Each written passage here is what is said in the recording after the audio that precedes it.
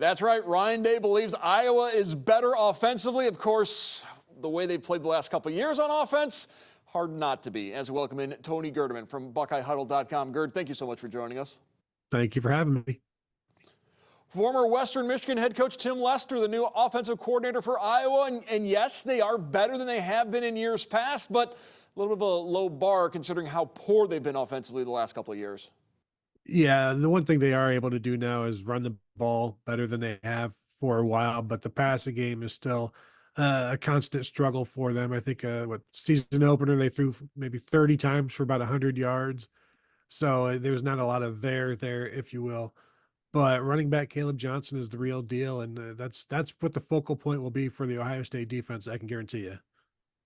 Jim Knowles talked a little bit about Caleb Johnson and the way the Iowa offensive scheme is to create creases for him that make it difficult to tackle.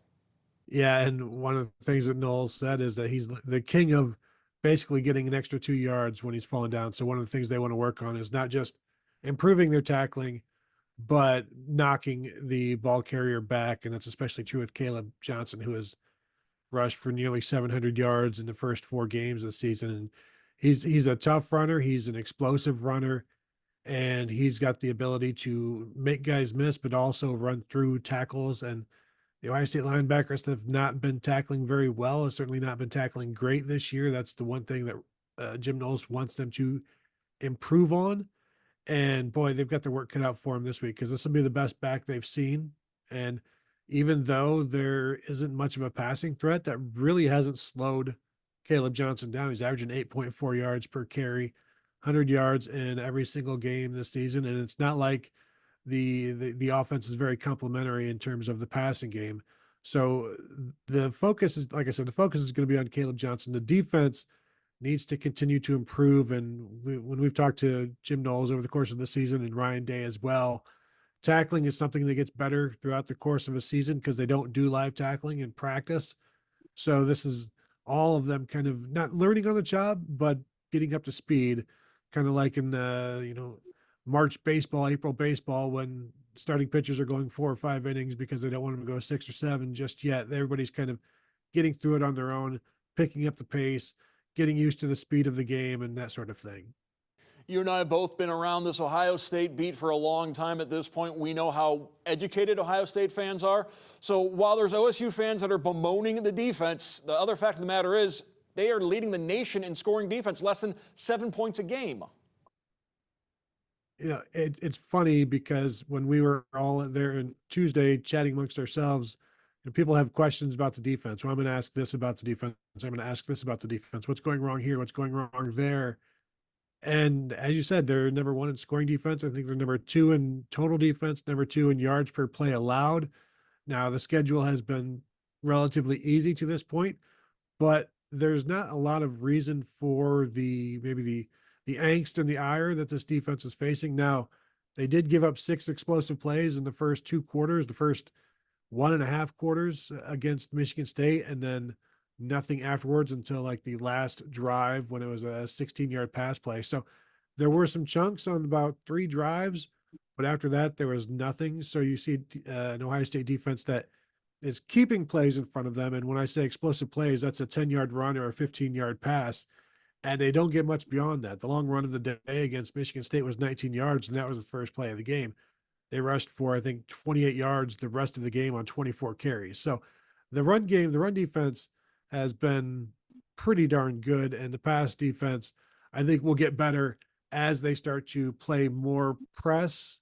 And as Jim Knowles said, they're activating Caleb Downs, as you've seen, but he also said they need to start playing more press defensively with the corners, because it was that off coverage that has given up some of those yardage totals, and certainly the lone touchdown against Michigan State. So they're going to get more aggressive on defense because they have the safeties to handle it, but also the corners to match up with whatever receivers they face. And you would assume that would be the case this week too, if they want to.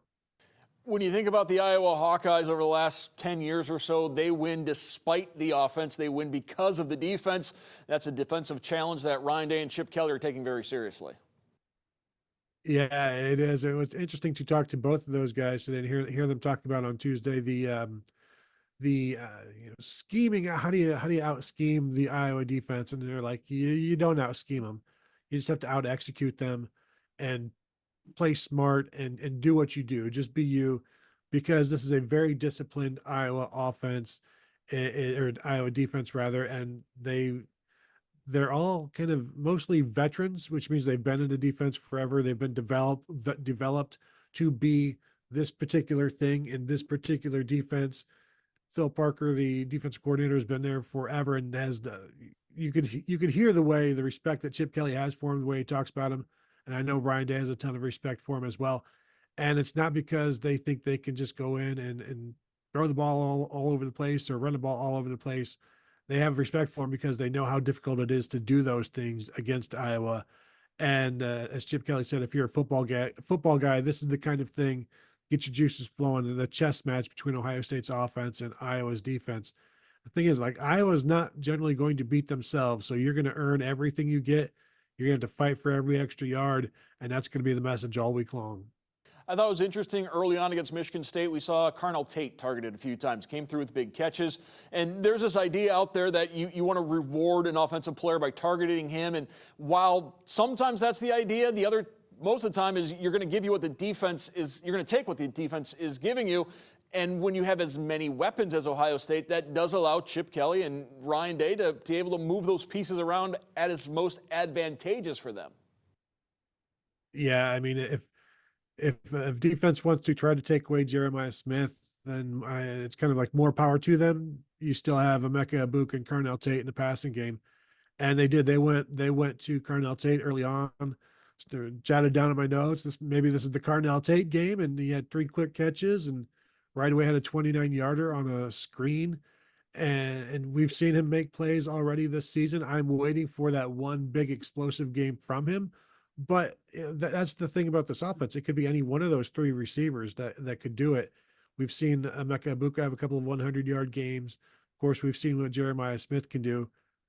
Carnell Tate would be the number 1 on most offenses around the nation. So he's very skilled, but also all of these guys will block and they will help the running game and they will eventually be rewarded for it. And the other thing is, none of them are the selfish type. They're very happy to block and get their 4 to 5, 6 targets a game, do something with that, and watch everybody else have success as well, because they're all here to win a national championship, to win Big Ten championship and beat Michigan.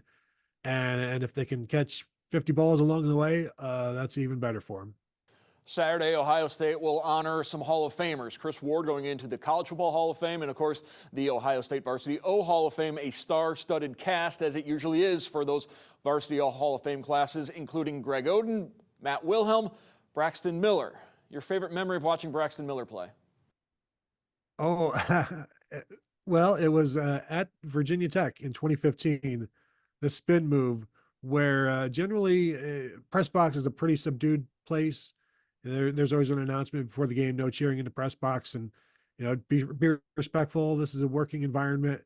And when Braxton Miller hit that spin move, everybody in the press box, Virginia Tech media, Ohio State media, just exploded with oohs and ahs. And I think that was certainly one of the best memories, or the first thing that jumps out of my mind when we talk about Braxton Miller. But there's so many, some of the long runs against Michigan, certainly the perhaps the memory that he doesn't want to think about, just overthrowing DeVere Posey in 2011 as a true freshman against Michigan, that could have won that game.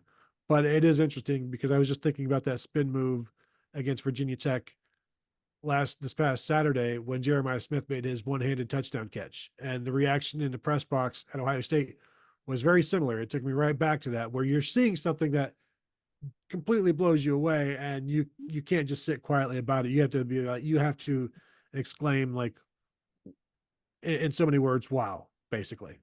Labor Day 2015, the spin move heard around the world as Braxton Miller made his debut as wide receiver in that victory over the Hokies. Ohio State, Iowa on Saturday. What's going to be the key matchup for the Buckeyes? I think if you can slow down Caleb Johnson, then I don't know that Iowa can really do anything. Basically win first down, because second and third and long for Iowa, especially third and long, they really have no chance after that. The quarterback play is not explosive enough. The receivers are not explosive enough. So if you can limit first down with Caleb Johnson, and now you're talking about 2nd and 8, 3rd and 6. That's really going to make it difficult for Iowa to pick up first down. So win on first down, and you should win on 2nd and 3rd. Kirk Ferentz has been Iowa's head coach for 20 plus years. When Ryan Day was asked if he could think about being a head coach that long, he succinctly said, no. We'll see how long Ryan Day does stick in Columbus. I want to thank our guest, Tony Gerdeman from BuckeyeHuddle.com. Gerd, thank you. Thank you for having me.